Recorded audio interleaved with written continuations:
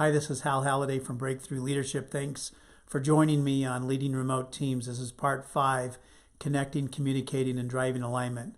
I'll share with you why communication at a distance requires greater intentionality and some strategies to help you increase performance. Before we start, I just want to do a quick review of the 5 things from part 4. 1, acknowledge the chaos. We're all suffering grief from normalcy. 2, work just made a hostile takeover from our home life. So be on the lookout for team members that are facing complex and chaotic situations at home. And 3, also be aware of people who are in isolation, who are living at home under shelter in place without any social contact. 4, you may want to rethink the work that you have given the scenarios I've mentioned before about people with crowded homes or being alone. Help your team make those decisions and help your team help their teammates out. 5, the new normal is temporary. So have hope and confidence and help your team feel that you will get back to normal. And also, we want to do our best to adapt to the current situation. So you really want to lead by making connections, and that's a big part of communication. Your team is no longer in the same physical space, so your intentionality to help them find connections is critical. That's essential to their engagement, to their performance, and to your team's performance. Here's a couple of things that you can do to help drive that. 1, be consistent in scheduling check-ins. That could be daily quick check-ins, team huddles, just ways for people to see each other, connect with each other, communicate with each other.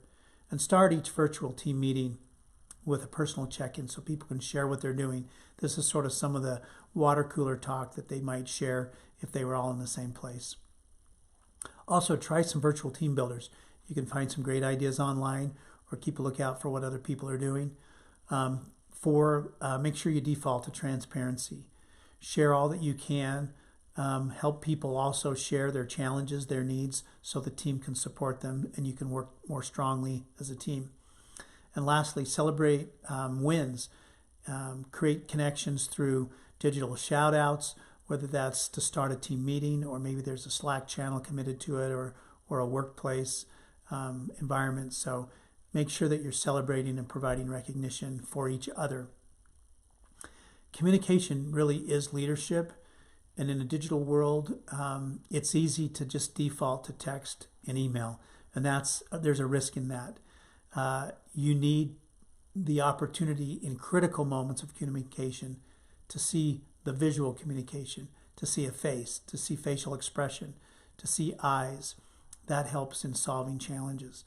And so I have a rule that I never use email or text, but always pick up the phone or have a video conference if there's any emotion involved or if there's high tension.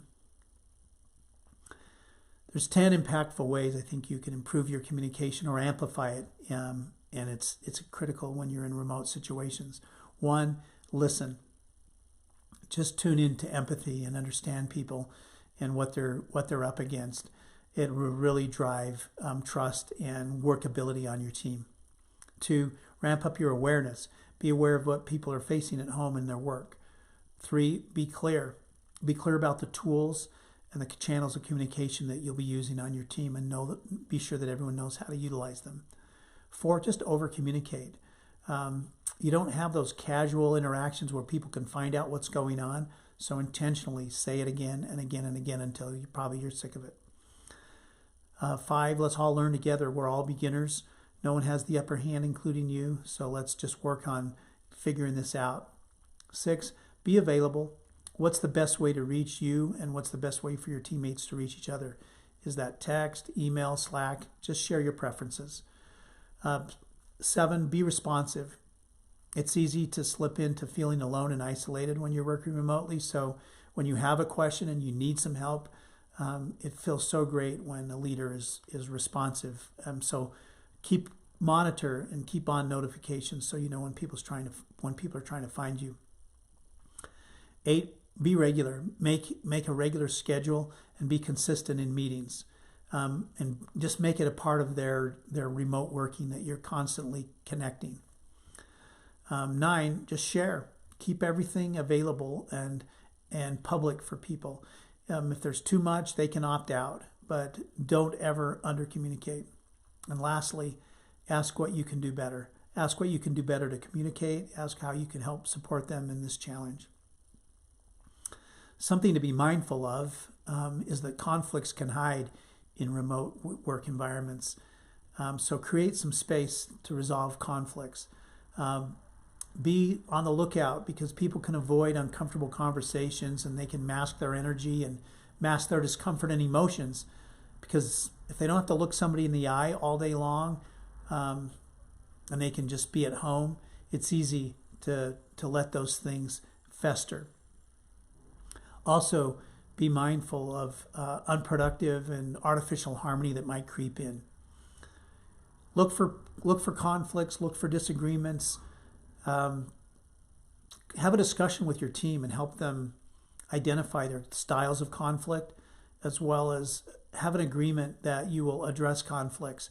And maybe once a week, you may want to have a meeting just to talk about where there are disagreements and where things need to be resolved.